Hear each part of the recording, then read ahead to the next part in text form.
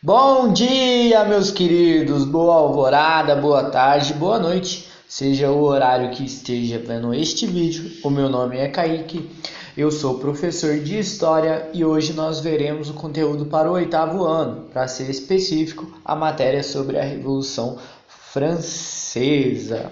Bora lá? Bom, eu decidi dividir, como vocês todos sabem, já não é uma novidade. Eu optei por dividir os temas estudados em vídeos curtos para não ficar tão difícil de baixar. É como se fosse uma aula presencial e aqui eu decidi deixar a Revolução Francesa em dois vídeos, então serão duas aulas com vocês, ok? Beleza, professor? Mas por que a gente vai ter que estudar a Revolução Francesa? Calma, com o tempo vocês verão que este acontecimento que aconteceu em 1789 depois de Cristo, ele é muito importante. Ele vai nortear, ele vai modificar, ele vai ser propriamente uma revolução, algo gigantesco na nossa humanidade, inclusive nos dias atuais e na nossa sociedade brasileira. Pois bem, como eu já deixei explícito, separei em dois temas ou dois vídeos, seja como vocês preferirem falar, e o primeiro será este, os antecedentes da Revolução Francesa, ok? Bom, todo mundo sabe que antes da gente começar a falar sobre a Revolução Francesa, eu decidi comentar com vocês aqui sobre o que é a Revolução e a França. A França é uma coisa muito fácil, todo mundo sabe. Ela, na primeira imagem, está representado aqui a seleção francesa de futebol masculino. Eles foram campeões da última Copa do Mundo, no ano de 2018, creio eu, todos assistiram. Aqui do lado também, outros conhecem a França pelos inúmeros e icônicos perfumes. Inclusive os perfumes mais caros da França, os mais caros do mundo, eles estão localizados na França. Professor, mas por que 1000 cargas d'água o francês tem o perfume muito caro?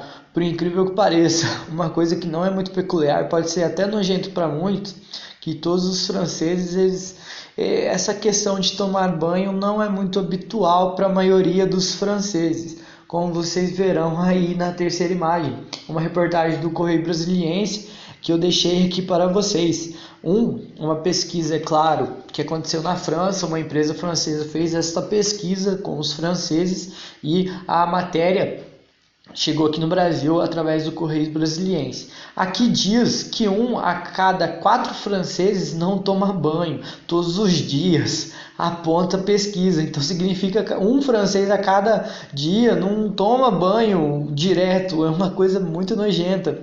E este hábito que nós temos de tomar banho contínuo é dos índios. Os índios, os nativos aqui da América, eles tinham esse hábito de tomarem banho todos os santos dias. O europeu, quando chegou aqui, gostou da ideia e levou para a Europa. É claro que se trata de um tema muito higiênico. Nós tomamos banho porque é bom, cai entre a gente, porém é muito higiênico também, isso representa muito.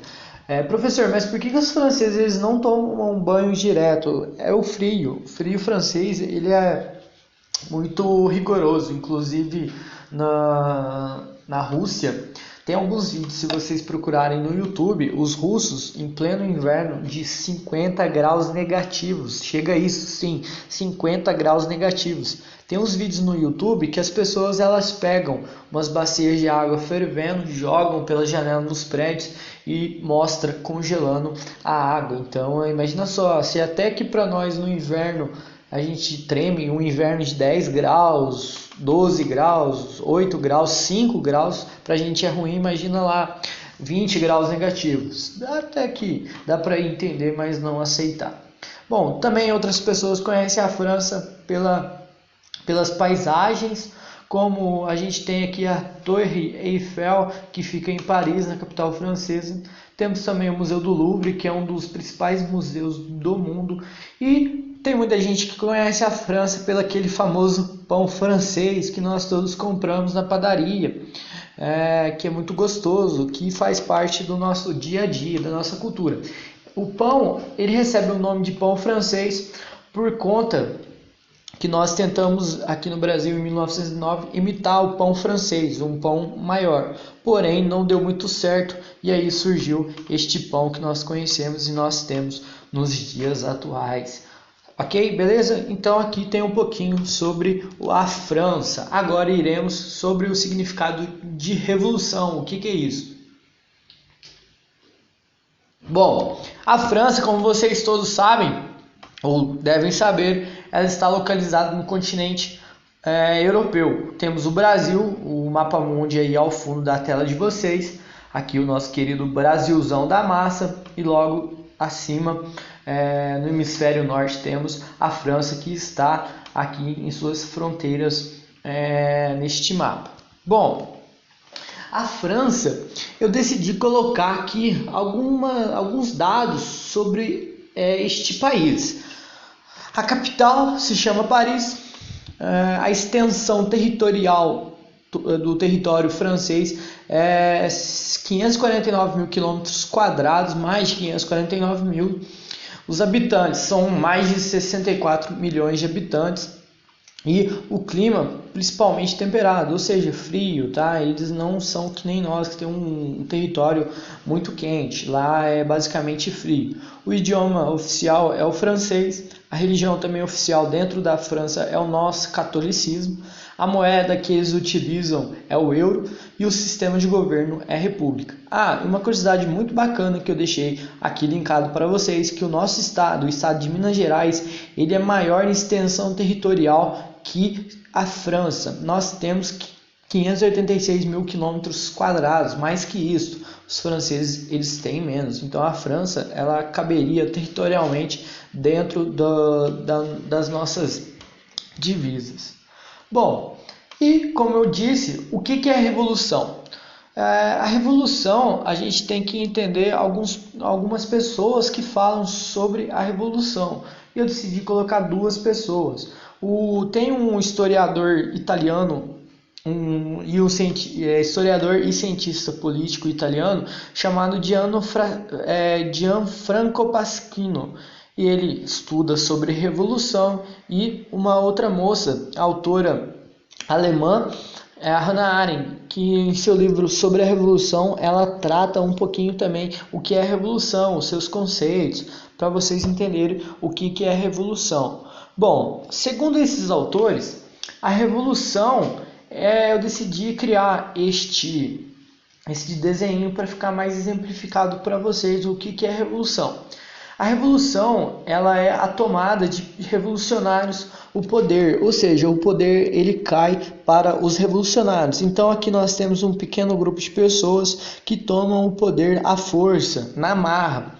Algumas características, que há poucos líderes das elites dentro dos grupos dos revolucionários.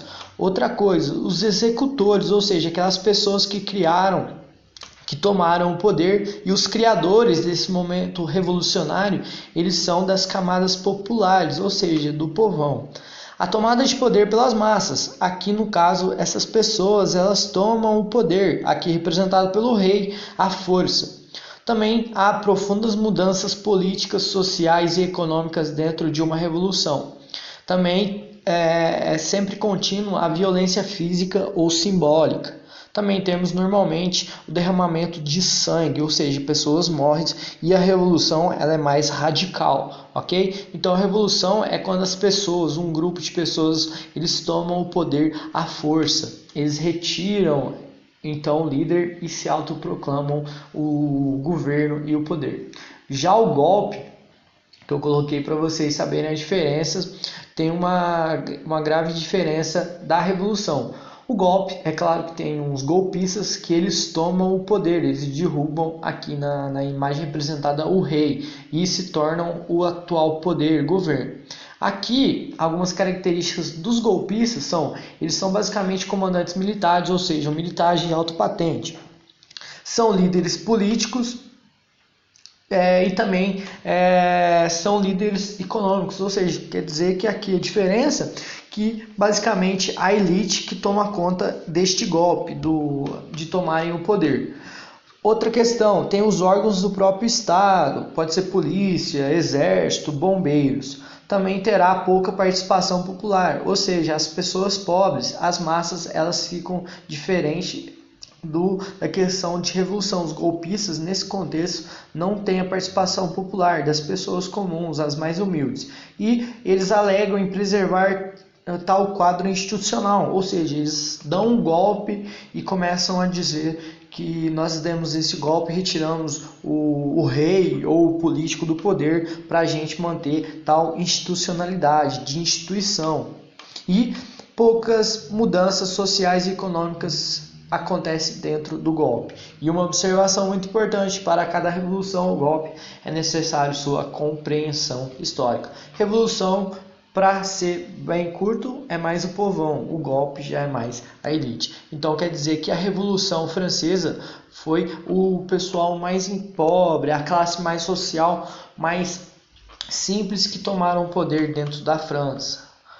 Bom, e é claro que gera alguns memes. E eu, como professor, chego em vocês e diz: vocês têm que estudar a Revolução Francesa. E vocês vêm: professor, por que estudar essa revolução? Faz tempo, não faz? Não há sentido. Diferente que todo mundo pensa, em 1789 para 2010 é um estalar de dedos. Aqui eu coloquei algumas reportagens essenciais, como a Revolução Francesa do Estado. Ela modifica muito a nossa concepção de Estado. Se há hoje no Brasil eleitores e pessoas que são eleitas do povo, da classe social comum, é graças à Revolução Francesa. A Revolução Francesa ela vai influenciar muito a questão social dos dias atuais, a cultura no nosso país, a forma que nós vemos a forma de governo.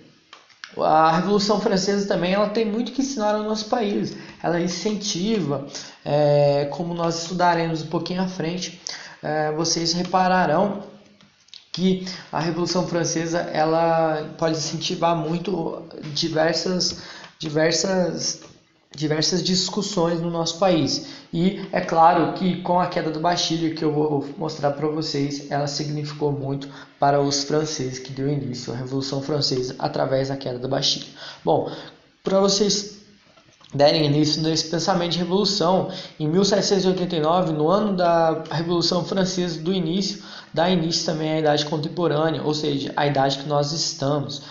A história do ser humano através do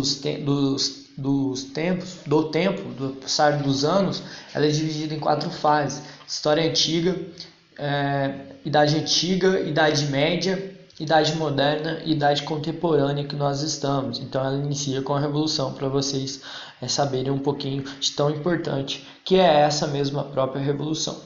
E espero que vocês entenderam um pouquinho que ela modificou bastante coisas do nosso dia a dia e o nosso jeito de ser. E bora lá então para a Revolução Francesa. Quais são os antecedentes? Bom, tem um rei, o Luís XIV, ele reinou de 1643 até 1715, dentro da França. Ele foi o auge do absolutismo na política. Ele se considerava rei sol. O absolutismo que aqui, neste contexto político, o rei tem todo o poder dentro da seu país. O auge cultural também dentro da França, que um exemplo que nós temos é a construção do Palácio de Versalhes. Este mesmo palácio que ficava o rei hospedado, ele tem, inclusive hoje, está na cidade de Versalhes. Se vocês um dia tiverem a oportunidade de conhecer a França, vão até essa cidade e lá está localizado o Palácio de Versalhes. Esse palácio ele tem mais de 2.000 janelas, mais de 60 escadas e mais de 60 quartos. Ele é gigantesco, para vocês terem a noção do tamanho deste palácio. Também será o auge econômico dentro da França. Inclusive, o principal nome da economia será o ministro Colbert. Ele incentivou muito as manufaturas de tecidos e artigos de luxo dentro da França. As manufaturas elas eram então administradas pela burguesia huguenote. O huguenote é o protestante. Para quem não sabe, protestante é o evangélico. Dentro da França, o evangélico recebe o nome de huguenote, E aí, em 1710, o Luís XIV ele revogou o edito, ou seja, ele vai acabar com essa lei de Nantes e voltou a perseguir os huguenotes, ou seja, os evangélicos na França. Muitas manufaturas, é claro, que elas serão fechadas e por conta da perseguição que tinha perante os huguenotes, e aí começa a decadência econômica na França. E o Luís XIV, ele adotou uma política de gastos com festas e bailes. Realmente os bailes eram luxuosos até demais, que chegavam a durar semanas. E aí em 1715, como todo mundo um dia vai encontrar a luz divina, e o Luís XIV acaba morrendo e seu neto Luís assume o trono francês. Bom, o Luís XV, ele governou de 1715 até 1774. Ele vai herdar os problemas econômicos do avô. Lembra que o avô gastava muito com festas no final da vida e, por outro lado, a burguesia estava fugindo da França, estavam fechando fábrica. E ele vai continuar a política de gastos do avô, e o período de 1756 até 1766, o Luís ele vai entrar numa guerra, a Guerra dos 7 Anos, contra a França, contra a Inglaterra, perdão, e aí ele vai perder, e é claro que uma guerra eventualmente ocasiona aumentos de gastos. Olha só, a gente nesse contexto está tendo inúmeros gastos por causa das festas promovidas pelo rei francês, temos o aumento de gastos por causa das guerras e a economia começa a despencar por causa que os manufatureiros, a burguesia está fugindo da França. A França ela perde parte do Canadá e da Índia para a Inglaterra depois dessa guerra, e o Luís XIV diz que depois de mim o dilúvio, ou seja, depois dele ele já estava prevendo que a França não ia continuar da mesma forma. E em 1774 o Luís também encontrou a luz divina e vai morrer, e quem assume será seu neto, o outro Luís. Eles tinham mesmo os nomes, tá? Isso daí era uma coisa hereditária, que passa de pai para filho. O Luís XVI, que foi o neto que assumiu o trono francês, ele governou de 1774 até 1792. Ele vai intensificar a crise na França. Pensa bem, a França já está numa crise econômica, uma crise militar, uma crise política. E o que vai acontecer? Ele ajudou os Estados Unidos em sua independência, endividando-se cada vez mais, ou seja, ele enviava tropas para os Estados Unidos para ajudar os Estados Unidos na independência contra a Inglaterra. E aí é claro que ele vai fazer desastrosos acordos comerciais com a própria Inglaterra, vai dificultar mais ainda a economia francesa. Seguidas secas e invernos rigorosos, eles adentraram na França, e aí é claro que vai ter a queda na produção, fome e revoltas camponesas. Os camponeses nessa época eles estavam sem comer mesmo, viviam em estado de caos, de total miséria, e aí o rei estava continuando com gastos, ele não vai aceitar esses camponeses e entram em revoltas. Bom, o desemprego, ele assume a França. Lembra que os franceses, huguenotes, os burgueses estavam fugindo da França por causa de perseguições, e a inflação nas cidades francesas é uma coisa bem atual neste período aqui estudado. A burguesia que ficou na França, ela deseja o poder político e o fim do absolutismo, porque o rei mandava em tudo. Eles não tinham nenhuma constituição, todas as leis elas eram vigoradas pelo rei, e com isso também tem a propagação de ideias iluministas como igualdade, liberdade, fraternidade, coisa que não estava tendo neste contexto na política francesa. E aí é claro que vai gerar um clima perfeito para a Revolução Francesa. E uma coisa muito importante de eu deixar claro para vocês é a sociedade francesa antes da Revolução. Eu fiz aqui um quadrinho para exemplificar como que funcionava toda essa estrutura da sociedade francesa até 1789, o ano da Revolução. Bom, mais ou menos 25% de milhões de habitantes nessa época, e 80% da população vivia no campo, ou seja, na roça. Ela é dividida em 3 estados, a sociedade francesa. O primeiro estado que é formado pelo clero, ou seja, o alto clero, que são os bispos, arcebispos, arquiduques não, todos os papas, todos os membros do alto clero e o baixo clero, que são padres e monges. Aqui, 0,5% da população é formada pelo clero, e ele possuía mais de 250 deputados no parlamento francês. E o clero, eles tinham direito apenas a um voto dentro do parlamento francês. O segundo estado será composto pela nobreza.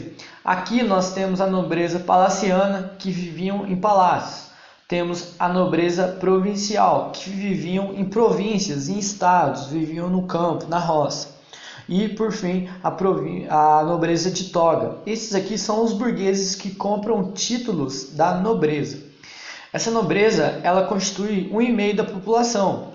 Ela possuía mais de 250 deputados no parlamento e eles tinham direito a um voto dentro desse mesmo parlamento. E por fim, o terceiro estado, que era o povão, era o resto, era a galera simples, o pessoal mais humilde e também, é claro, algumas pessoas ricas. Bom, o terceiro estado, como é o resto, o povão, é composto pela burguesia, ou seja, alta, média e baixa. A alta burguesia são os industriais, banqueiros. A média são os pequenos industriais e a baixa são os pequenos comerciantes. Temos também os camponeses e, por fim, os sans-culottes. Esses mesmos sans-culottes é a classe urbana pobre, os desempregados, os mendigos, os aprendizes dentro da sociedade francesa. Esse terceiro estado ele compunha 98% da população francesa. Possuía mais de 600 deputados dentro do parlamento e tinham direito apenas a um voto. E como funcionava a estrutura do parlamento francês? Aqui, dentro do parlamento, havia duas assembleias, ou seja, duas votações. A primeira era a Assembleia dos Notáveis, que era composto pelo primeiro e o segundo clero, como nós vemos aqui, a nobreza e o clero. E depois nós temos a Assembleia dos Estados Gerais. Essa assembleia reunia toda a sociedade francesa, membros do primeiro, segundo e terceiro estados. O voto aqui na França era por estado e não por cabeça. Lembra bem que o clero tem um voto, a nobreza tem um voto, o terceiro estado um voto. Porém, o terceiro estado ele tem mais que o dobro do primeiro estado e o segundo. Então, era desigual esse tipo de votação.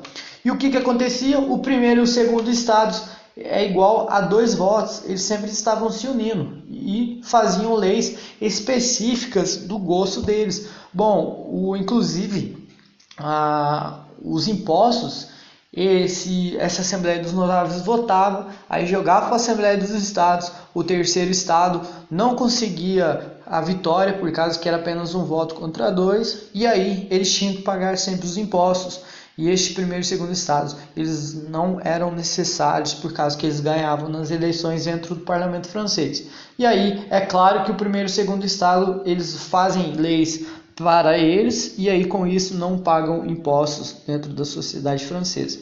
E como que vai ser o início dessa revolução? A gente já tem uma crise econômica, a crise política e a crise social dentro da França. No ano de 1789, a situação econômica, social e política na França ela estava catastrófica. Lembra só que os burgueses estavam fugindo da França. Ela estava se envolvendo em inúmeras dívidas, desacordos, essa questão também que a França estava fazendo de endividamentos por causa de guerras. E é claro que a crise econômica dentro da França ela vai ser gigantesca. A social, porque as pessoas elas eram totalmente excluídas, tinha essa divisão de primeiro, segundo, terceiro estado. E a política, é claro, como eu afirmei agora há pouco para vocês, ela é ela exclui muito as pessoas. Bom, o déficit é 20%, ou seja, a despesa do Estado é maior que a arrecadação. Eles gastam mais que arrecadam dentro da França. O Luís XVI ele vai convocar a Assembleia dos Notáveis, tentando aumentar mais ainda os impostos para o terceiro estado, para pagar esse déficit. E aí, na reunião, o terceiro estado exigiu uma votação por cabeça em vez de estado. Olha só, vamos votar por cabeça, o terceiro estado quer. Só que o rei ele nega, ele faz parte do segundo estado. E com isso, o terceiro estado se tranca na sala da Pela, que é o local onde que eles votavam, e declaram uma Assembleia Nacional Constituinte. Essa Assembleia Nacional Constituinte é uma assembleia para fazer uma constituição legal, porque até então a França não tinha constituição, ou seja, o rei que ordenava as leis. E aí, no dia 14 de julho de 1789, o rei ele mandou fechar a Assembleia Nacional Constituinte. Ele disse, peraí, como é que vocês vão querer fazer uma lei, porém que eu sou as leis, eu que vou querer votar pelas leis do meu gosto. E ele manda fechar. E aí o terceiro estado, o que faz? Os camponeses e sans-culottes, que são os mais humildes, eles pegam em armas e tomam a Bastilha, que a Bastilha é uma prisão política, é um castelo que ficava presos as pessoas contra o rei, que era o símbolo do absolutismo, era o símbolo do poder do rei. No dia 14 de julho de 1789, e aí dá início à Revolução Francesa. O rei Luís XVI, com medo, ele aceita a Assembleia Nacional Constituinte, que essa Assembleia era fazer uma Constituição. E aí a Revolução se espalha por quase toda a França. O rei, por mais que ele tenha tentado apagar um pouco essa questão de revolução, não consegue. E aqui eu coloquei para vocês a tomada da Bastilha, que a Bastilha é o castelo aqui ao fundo que ficava preso os políticos contra o rei, e o povo do terceiro estado, eles pegam em armas e tomam esta fortaleza. Ok? Beleza? A gente tem então o início da Revolução Francesa. Espero que todos tenham gostado. Qualquer pergunta eu estarei à disposição de vocês e até a próxima aula. Tchau!